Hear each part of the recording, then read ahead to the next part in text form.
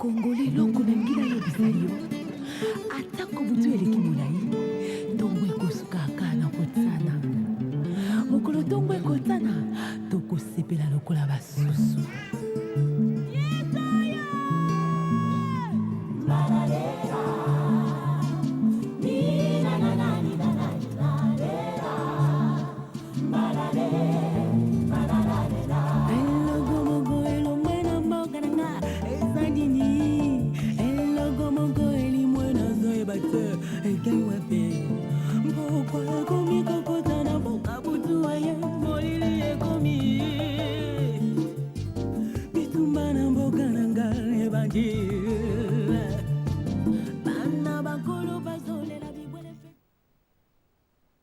Frères et sœurs, bonsoir. Merci de vous savoir encore nombreux devant vos petits écrans pour suivre votre émission préférée, Plan de Dieu pour la RDC. Plan de Dieu pour la RDC est une émission conçue et produite par le Fonds congolais pour l'évangélisation mondiale, en cycle FOSEM. FOSEM qui est un ministère pour le soutien financier de l'évangélisation du monde et la vulgarisation du plan de Dieu pour la RDC. Nous avons commencé une série d'émissions pour jeter un peu le jalon de cette grande notion qui est le plan de Dieu pour une nation. Et nous avons épinglé certains éléments qui constituent le plan de Dieu pour une nation. Entre autres, nous avons parlé de la vision de Dieu pour une nation. Quand Dieu donne une vision, comme nous aimons toujours le dire, il donne aussi une provision. Et c'est le deuxième élément qui peut constituer le plan de Dieu, ce sont cette provision que nous avons appelée l'héritage de Dieu pour une nation. Et dans cette série des émissions sur l'héritage de Dieu pour une nation, nous allons continuer encore aujourd'hui avec notre bien-aimé, le frère Achille Bondo, que nous avons reçu la fois passée. Bonsoir frère. Bonsoir. Je crois que vous vous portez bien. Oui, ça va. Et vous-même? Oui, ça va. Ok, merci. La fois passée, nous avons parlé sur l'héritage de Dieu pour une nation. Si vous pouvez un peu rappeler la définition que nous avons donnée sur l'héritage de Dieu pour une nation. Alors, l'héritage de Dieu pour une nation, c'est l'ensemble de ressources que Dieu donne à une nation pour que cette nation vive et puisse accomplir la mission que Dieu lui a donnée. Ok, donc l'héritage de Dieu pour une nation, c'est tout ce que Dieu donne comme ressources à cette nation pour sa survie et pour accomplir la mission que Dieu lui a confiée. Ça, c'est très bien dit. Et notre plus grande préoccupation était comment maintenant une nation peut-elle exploiter ses ressources pour qu'il atteigne sa destinée. Comment exploiter ces ressources-là pour atteindre sa destinée? Alors, il faut d'abord préciser la nature de la ressource dont on parle. Okay. Parce qu'il y a les ressources spirituelles qui constituent l'héritage spirituel. Oui, oui. Il y a les ressources familiales oui, qui constituent l'héritage familial dont on a parlé dans les pays, les tribus, les clans, les ethnies. Et la fois passée, nous avons parlé des ressources matérielles qui constituent l'héritage matériel.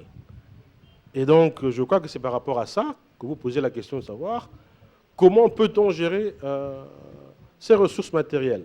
Il faut d'abord savoir quelle est la finalité de ces ressources.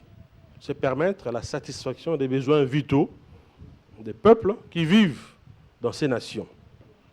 Et pour satisfaire ces besoins, il y a une organisation qui doit être mise en place. Il y a des principes que Dieu a établis pour gérer une nation. On les a passés en revue, on pourra y revenir assez rapidement. Oui, je vous en prie. On a vu ça. Si on peut reprendre un peu ces principes que vous avez décrits la fois passée. Et ces principes, on peut les discerner quand on lit Deutéronome chapitre 1er, du verset 9, pratiquement jusqu'au verset 17. On voit comment Moïse a organisé. Et quels sont les principes qui se dégagent? Premièrement, il y a le principe de la séparation des pouvoirs. C'est le principe qui veut que Moïse a dit « Comment puis-je à moi seul porter le fardeau de tout un peuple? Je ne peux pas. Il faut que je partage le pouvoir. » C'est le principe du partage du pouvoir, qui est à la base de la gestion des États modernes. Le second principe, c'est le principe de la souveraineté populaire. Il dit « Il ne faut pas que je sois seul. Mais il y a d'autres personnes que vous devez choisir. » Le choix du peuple. c'est le principe de la souveraineté populaire. Choisissez des hommes sages, intelligents, connus dans vos tribus pour que je les mette à votre tête. C'est ça les élections modernes. C'est ça les élections. Le troisième principe, c'est le principe de la décentralisation. Ces hommes que vous choisirez, je les mettrai à votre tête, chef de 10, chef de 1000 d'abord, chef de 100, de 50, de 10. La répartition du pouvoir selon les échelons. C'est la décentralisation. Le quatrième principe, c'est le principe de la participation, ce qu'on appelle la démocratie participative. Faire participer le peuple aux décisions qui concernent sa vie. Et nous voyons toujours dans ce passage que le peuple a répondu à Moïse, ce que vous nous proposez est une bonne chose. Donc, il est allé vers le peuple pour faire la proposition, il faut faire participer le peuple à la décision, et le peuple a répondu, ce que vous proposez est une bonne chose. Le principe de la démocratie participative ou de la participation. Il y a le principe de la responsabilité. Tout celui qui exerce une parcelle d'autorité, une parcelle de pouvoir, doit pouvoir rendre compte et être sanctionné en fonction de ce qu'il aura fait, en bien comme en mal. Il y a le principe de la justice, qui est un principe fondamental. Vous jugerez sans tenir compte de l'apparence, sans tenir compte que celui-ci est grand, que celui-là est petit. Mais c'est la justice que vous devez suivre pour prendre possession du pays que Dieu vous donne. Vous savez pourquoi? Parce que la justice assure la paix et la cohésion sociale. C'est la justice qui fait la force d'une nation. Une nation qui pratique la justice sociale en son sein est une nation forte. C'est ce que la Bible dit. La justice élève une nation, la justice abaisse une nation. Et puis le principe de la solidarité. C'est la solidarité que vous devez exercer vis-à-vis de vos frères qui sont vulnérables. La Bible dit dans Deutéronome 15, verset 11, « Il ne manquera pas de pauvres au milieu du pays. » Vous devez lui porter secours. Voilà très rapidement ces différents principes qui, une fois mis en pratique, assurent le bien-être dans les nations, assurent la prospérité des nations. Mais quand je regarde un peu la caricature du monde, j'ai à peine des difficultés pour retrouver une nation qui pratique ces principes-là. Qu'arrive-t-il à une nation qui n'arrive pas à pratiquer, ne fût-ce que même les un tiers de tous ces principes-là? Non, mais j'aimerais quand même vous dire qu'il y a beaucoup de nations qui pratiquent ces principes-là. Et ça se remarque dans leurs conditions de vie, dans leur manière de vivre. Mais surtout en Afrique ici. En Afrique ici. Oui, mais chez nous ici en Afrique, tout à fait, malheureusement, là, vous connaissez la principale faiblesse de l'Afrique, hein, c'est le manque de démocratie. Hein. Il y a le respect du droit, le respect du bien commun, l'honnêteté, et tout ça. Le manque de partage de pouvoir. Ah oui, tout à fait. Donc tout ça, ce sont des choses qui font que l'Afrique est un continent à la traîne, parce qu'il y a des... On ne rend pas compte de la gestion. Oui, le principe de la responsabilité, donc toutes ces choses-là. C'est pourquoi nous recevons toujours des leçons. On reçoit des leçons, parce que par nous-mêmes, on n'est pas suffisamment organisé pour mettre en place ces principes qui sont plutôt des principes universels, hein, et qui tiennent compte de... En réalité, ces principes tiennent compte du fait que l'être humain est un être qu'il faut donc créer à l'image de Dieu selon sa ressemblance. On lui doit du respect. On doit le protéger. Et c'est lié à tout ça, le respect de la personne humaine. Le droit de l'homme et tout. Cette mauvaise gestion aujourd'hui, par exemple, en Afrique, n'est-elle pas la cause de la division que nous constatons dans certains pays? Il y a des pays aujourd'hui qui se divisent à cause de l'héritage matériel. Oui, enfin, vous voulez dire qu'il y a des pays qui se divisent à cause de la gestion des richesses. La gestion des richesses. Oui, vous savez, les richesses que Dieu donne à une nation, les ressources naturelles qui constituent l'héritage matériel, qui constituent le potentiel économique des nations, doivent être gérées au bénéfice de tous. Mais quand elles ne sont pas gérées au bénéfice de tous, cela crée la frustration. Et cela nuit à la cohésion sociale. C'est ainsi que dans certains pays, il y a même certains pays que nous connaissons, on peut les citer, Au Nigeria, par exemple, Oui. il y a le delta du Nigeria où il y a des gros problèmes parce qu'il y a les populations qui vivent à côté des ressources pétrolières, qui s'estiment qu'elles sont marginalisées Oui. et qui... C'est d'actualité. Hein, Ah oui, maintenant. tout à fait. C'est de Il y a le l'actualité, Sud, oui. il y a le Sud-Soudan ici Sud-Soudan, qui vient de oui. se... Ouais. C'est à cause du partage des richesses, notamment le pétrole. Et donc nous-mêmes, la RDC, La RDC aussi on n'est pas à n'échappe l'abri pas à de ça, toutes ces ouais. choses. On Hein. Donc n'échappe pas.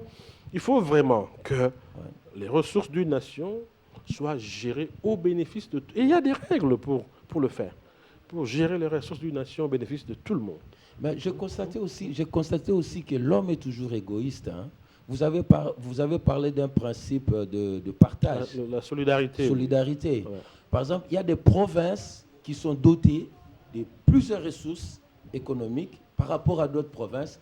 Et vous allez constater que les gens de ces provinces-là ont toujours tendance à s'en approprier et ne jamais partager. Mais c'est la raison pour laquelle il existe l'État. L'État est là pour la gestion du bien commun. Il ne s'agit pas des sentiments des ressortissants de telle ou telle province, mais c'est l'État, c'est-à-dire le pouvoir organisé, le pouvoir public, qui gère les biens de tous et doit le gérer au profit de tous. C'est ainsi qu'un État qui gère bien ses ressources met en place ce qu'on appelle le système de la péréquation, pour permettre aux régions, aux provinces qui ont des ressources de pouvoir venir en aide à celles qui sont moins bien dotées. Mais la péréquation, c'est un principe qui s'applique, hein, qui est conforme à ce que nous avons dit, le principe de la solidarité. En fait, c'est la solidarité au niveau de la nation. Vous comprenez? Bon, nous sommes en train de tenter de vivre l'expérience de la décentralisation.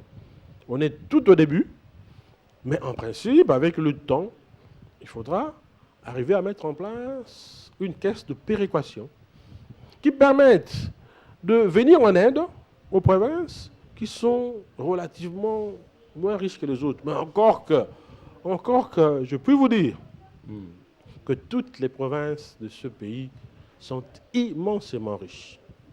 Vraiment, je peux vous le dire. Le Seigneur m'a fait la grâce d'aller dans toutes les provinces de ce pays. Je suis économiste, donc d'étudier la structure des économies, d'étudier je dirais le potentiel de toutes les provinces, mais toutes les provinces sont immensément riches. Oui, je crois que nous en parlerons quand nous allons revenir sur le plan de Dieu pour la RDC. Voilà. Nous ne sommes pas encore arrivés là-bas. Voilà, Nous ça. sommes en train seulement de définir les notions générales. Chers téléspectateurs, vous êtes en train de suivre votre émission Plan de Dieu pour la RDC.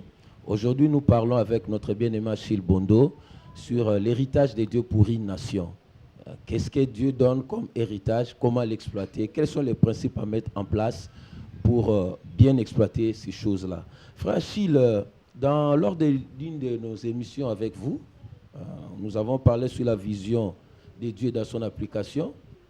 Vous avez répondu à une de nos questions sur comment exploiter, comment peut-on arriver à appliquer la vision de Dieu.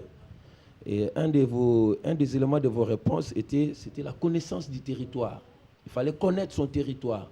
Je réfléchis à ça aussi. Est-ce que cette situation n'est-elle pas aussi valable pour l'héritage matériel? Il faut qu'une nation ait avoir la connaissance de toutes les ressources qui regorgent son pays. Ouais, bien sûr que oui, mais c'est un élément qui permet de maîtriser la destinée d'un pays. Il faut savoir qu'est-ce que Dieu vous a donné. En réalité, une nation qui veut aller loin, la première des choses, c'est de savoir ce dont elle dispose pour assurer son développement par ses ressources propres. Donc, il faut connaître qu'est-ce que nous avons comme ressources matérielles. Quel est notre potentiel en ressources en eau? Quel est notre potentiel en ressources énergétiques? Quel est notre potentiel en ressources minières? Quel est notre potentiel en ressources halieutiques, hein, le poisson? Quel est notre potentiel en ressources foncières, en terres, notamment les terres agricoles? Oui.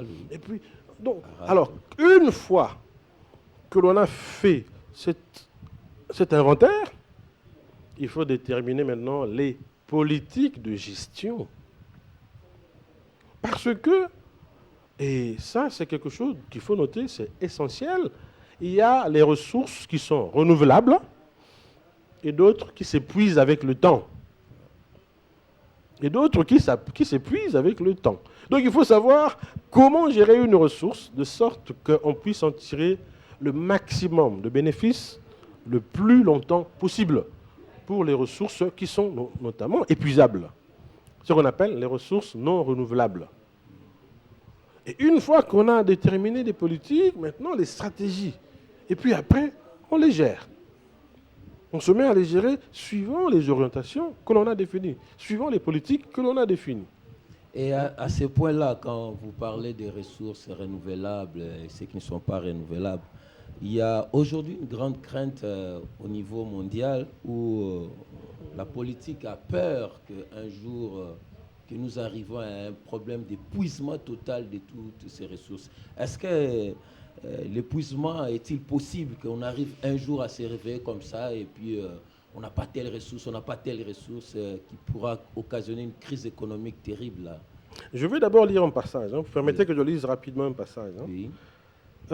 C'est dans Genèse au chapitre 2, verset 15. L'Éternel Dieu prit l'homme et le plaça dans le jardin d'Éden pour le cultiver et pour le garder. Pour deux choses. Cultiver, mettre en valeur, oui. et puis garder. C'est la préservation de l'environnement. Parce que si on gère mal la terre va perdre sa qualité. C'est une perte. C'est pour dire qu'il faut faire attention à la manière dont on gère les ressources. Parce qu'il y a des ressources qui s'épuisent ou qui se dégradent du fait de la mauvaise utilisation. Aujourd'hui, on parle de la crise de l'eau. Mais pourquoi il y a crise de l'eau? Parce qu'il y a la pollution. Oui. Il y a plusieurs types de pollution. Il y a la pollution industrielle. Tous ces rejets industriels qu'on rejette dans les cours d'eau. Oui. Ici, à Kinshasa, il y a des graves problèmes de pollution de l'eau. La pollution urbaine de l'eau chez nous, ici dans cette ville. Les villes, les rivières qui traversent la ville servent de dépotoir. Vous voyez la rivière Ndjili. Mais allez voir, cette rivière est en train de perdre sa qualité. Et l'eau est en train d'être polluée. Pourtant, c'est une eau qui sert pour la consommation humaine. Mais c'est devenu un dépotoir. Et ça peut faire qu'au fil du temps, on ne sera plus consommé cette eau. Et il n'y a pas que les ressources en eau. Il y a plusieurs types de ressources. Les ressources minières, elles s'épuisent avec le temps. Le pétrole, il s'épuise avec le temps. Le sol, il perd sa qualité avec le temps. Les poissons dans les eaux, s'il y a surexploitation, on ne permet pas à la ressource de se reproduire. Même la chasse. Alors, qu'est-ce qu'on tente de faire? Il y a cette notion de développement durable, c'est-à-dire la gestion des ressources aujourd'hui en tenant compte des besoins de la génération actuelle et des générations futures. C'est cela le développement durable. Donc, on a pris conscience, mais les efforts ne sont pas encore suffisants pour vraiment mettre, je dirais, le monde à l'abri d'une crise grave de ressources. La crise est déjà là. Par ailleurs, la population continue d'augmenter. Ça aussi, c'est un problème aussi. Donc, d'une part, il y a la population qui augmente, donc les besoins humains augmentent, mais de l'autre, il y a les ressources qui diminuent du fait de la mauvaise utilisation, de la mauvaise gestion. Donc, il est vraiment temps que dans nos pays ici, que l'on prenne conscience de ces réalités-là et qu'on prenne les mesures qui s'imposent. Merci beaucoup, bien-aimé. Chers téléspectateurs, vous suivez votre émission Plan de Dieu pour la RDC. Comme je l'ai dit à l'intro, c'est une émission de FOSEM, le Fonds congolais pour l'évolution mondiale. Et FOSEM a une grande manifestation qui aura lieu du 16 au 17, une grande conférence avec ses partenaires. Parce que dans les habitudes des FOSEM, nous organisons des conférences chaque début de l'année avec nos partenaires pour leur rendre compte de ce que FOSEM a fait comment on a géré vos fonds, comment on a géré l'argent que vous donnez. Si la chose vous intéresse, vous voulez aussi devenir partenaire de FOSEM, je vous donne un seul rendez-vous, le 16, le 17. Nous serons à l'église Destinée Glorieuse sur l'avenue, sur boulevard Triomphal, numéro 8, non loin de l'école Georges Simenon, boulevard Triomphal, numéro 8. Vous allez voir, le long de ces boulevards-là, il y a une église appelée Destinée Glorieuse. Nous serons là le lundi et le mardi, de 10h à 12h, où nous allons s'entretenir avec nos partenaires. Et nous invitons aussi ceux qui ne sont pas partenaires, des gens qui nous suivent, qui veulent devenir partenaires. Vous avez toujours un fardeau de soutenir l'évangélisation. Il y a toujours un fardeau en vous qui brûle pour le soutien de l'évangélisation. Voilà un cadre où vous pouvez œuvrer facilement. Venez nous trouver sur boulevard Triomphal, numéro 8, le 16 et le 17. Nous serons là-bas de 10h à 12h avec nos partenaires et vous aurez les amples explications sur ce que fait FOSEM. Et FOSEM, lors de cette conférence, va présenter aussi le budget 2012 pour montrer ce que nous voulons faire durant l'année 2012. Le thème de cette conférence, ça sera l'importance, le thème principal sera l'importance de la vision, qui aura pour orateur principal le président Thomas Kitombo. Donc je vous donne rendez-vous, c'est lundi 16 et mardi 17, à l'église Destinée Glorieuse. FOSEM n'est pas une église, nous utilisons tous les cadres possibles. Nous pouvons aller dans une église, nous pouvons aller dans un hôtel, nous pouvons louer une salle, tout ça, pour que nous organisons nos manifestations. Nous ne sommes pas une église, nous ne sommes même pas un parti politique, nous sommes qu'un ministère qui soutient l'évangélisation. Si vous voulez connaître encore plus de FOSEM, venez à ces grands rendez-vous. Et surtout, si vous avez le fardeau des âmes perdues, si vous sentez à vous que vous avez toujours ce fardeau, allez gagner des âmes, allez prêcher aux autres, vous avez ces fardeaux, vous n'avez pas le temps d'aller faire ce travail, mais vous avez l'argent, vous cherchez un cadre pour mettre votre argent pour faire ce travail. Voici les cadres que je vous propose, le Fonds congolais pour l'évangélisation mondiale, qui va organiser 2 journées de conférences avec ses partenaires. Nous revenons, bien-aimés, à notre sujet du jour, où nous parlons sur l'héritage matériel d'une nation. C'est ça. C'est quand même important, ça. Très important. Oui. Je constate que c'est vraiment important. Mais il y a une préoccupation qui m'est venue en tête. Je constatais aussi qu'il y a des nations qui ont pris conscience de la bonne gestion de leur héritage matériel, tandis que d'autres les gaspillent. Nous voyons des gaspillages d'héritage matériel où il n'y a même pas de traçabilité. Comment on exploite une ressource?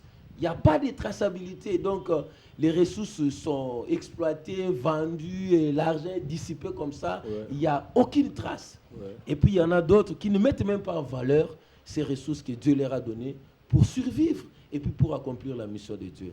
Quel est votre avis, bien-aimé? Quel est mon avis par rapport à ça? Oui. Ça rejoint un peu la réponse que j'avais donnée tout à l'heure.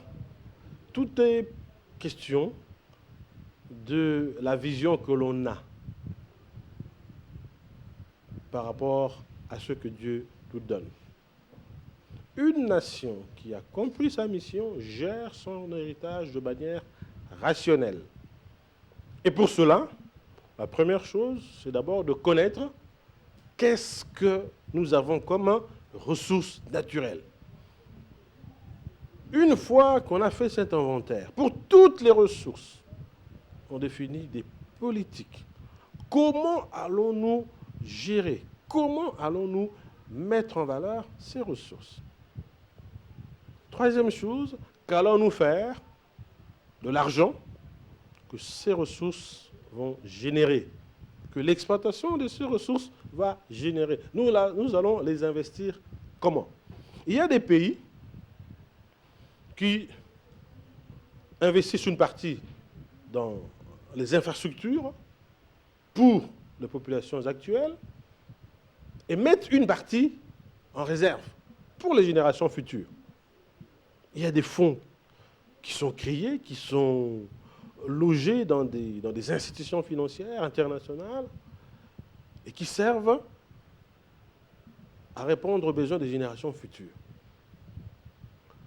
Une question que vous avez évoquée là, c'est ce qu'on appelle le bradage des ressources. Une nation qui utilise ses ressources n'importe comment, qui les dilapide, qui les gère dans la plus totale opacité. Ouais. Mais je vais vous dire, vous savez, en réalité, c'est une grosse erreur. Parce que le jugement de Dieu est sévère vis-à-vis des personnes qui détournent les ressources que Dieu donne à une nation.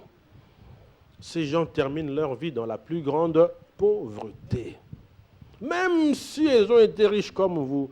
Mais en fait, elles introduisent dans leur vie et dans la vie de leur famille ou de leur descendance la malédiction et la pauvreté de génération en génération. Ça, c'est la parole de Dieu. En tant qu'enfant de Dieu, en tant que personne qui connaissent la parole de Dieu, nous devons également enseigner ça. Quand on assume des responsabilités de gestion de l'héritage d'une nation, il faut se garder de détourner ce héritage à son profit personnel. Parce que là, c'est le jugement de Dieu qui va s'exercer sur vous. Il faut le gérer au profit de la population tout entière. Je vais vous lire un passage. Deutéronome 8, 7 à 9. Voilà ce que la Bible dit. Car l'Éternel, ton Dieu, va te faire entrer dans un bon pays, pays de cours d'eau, de sources et de nappes souterraines qui jaillissent dans les vallées et dans les montagnes, pays de froment, d'orge, de vignes, de figuiers et de grenadiers, pays d'oliviers et de miel, pays où tu mangeras du pain sans avoir à te rationner, pays où tu ne manqueras de rien. Dieu, dans sa volonté souveraine, veut que les ressources servent à la satisfaction des besoins de la population. Pays où tu mangeras du pain sans avoir à te rationner. Pays où tu ne manqueras de rien. Dieu n'a pas créé les nations et les populations pour que ces populations soient exposées à la famine, à la misère. Non, ça c'est pas la volonté de Dieu. Alors, tous ceux qui se rendent responsables de la misère des peuples dans le monde, de la famine des nations, des problèmes divers, Dieu les juge et les punit sévèrement. Jusqu'à la 3e et la 4e génération. Et c'est un cercle vicieux. Si la malédiction n'est pas rompue, elle demeure. Merci beaucoup, bien-aimé Achille Bondo. Tout ce que nous disons aussi ici, il y a un livre que notre frère a écrit sur le plan de Dieu pour la République démocratique du Congo, ou la solution du paradoxe potentiel immense, pauvreté absolue. Donc, ce livre a été soutenu aussi par le Fonds congolais pour l'évangélisation mondiale. Et vous pouvez en procurer si vous venez dans nos bureaux. Vous pouvez venir dans nos bureaux, procurer ce livre. Plan de Dieu pour la République démocratique du Congo, ou la solution du paradoxe potentiel immense, pauvreté absolue.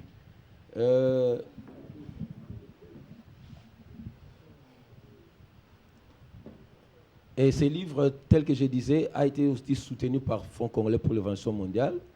Le lundi et le mardi, si vous venez à la grande réunion que nous aurons avec nos partenaires, vous allez trouver aussi ces livres là-bas. Et vous pouvez en procurer pour avoir la connaissance de tout ce que nous sommes en train de dire à ce lieu. Qu'est-ce que nos amis peuvent retenir aujourd'hui, bien-aimés? Bien sûr. Ce que nos amis peuvent retenir, c'est que Dieu a créé les nations. Il leur a pourvu des ressources matérielles pour que les gens vivent dans la paix, le bien-être et dans la joie. Alors, ceux qui exercent la responsabilité de la gestion de ces ressources doivent les gérer selon la volonté de Dieu pour le bien-être commun. Voilà ce que nous pouvons retenir. Merci beaucoup. La fois prochaine, nous allons parler sur les stratégies. Les stratégies pour gérer cet héritage. Quelles sont les stratégies? Les stratégies que Dieu lui-même a définies pour gérer cet héritage. Dans la Bible? Absolument, oui. Oh là là, c'est merveilleux. Je vous donne rendez-vous la semaine prochaine. Ne manquez pas à suivre cette émission le samedi prochain, même heure, même chaîne. Et si cette émission vous a plu, Ça sera rediffusé le mercredi à 0h. Mercredi 0h, vous aurez la rediffusion de ces numéros ici. Et moi, je vous donne aussi rendez-vous, tous nos amis qui nous suivent, le lundi et le mardi, le 16 et le 17, Église Destinée Glorieuse. Il y aura une grande réunion avec nos partenaires. Vous êtes invités, cordialement invités, de venir aussi participer à cette réunion. Venez découvrir ce que fait le Fonds congolais pour l'évangélisation mondiale. Venez découvrir votre ministère qui soutient l'évangélisation mondiale, qui vulgarise le plan de Dieu pour la RDC. Je vous donne rendez-vous le samedi prochain. Bye et à la prochaine. Merci, bonsoir.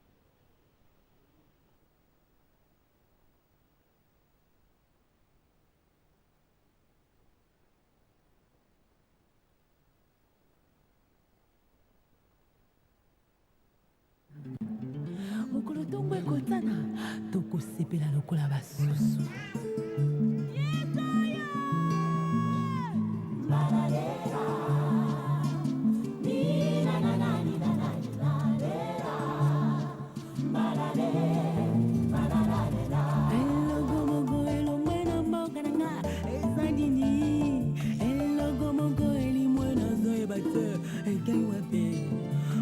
Pourquoi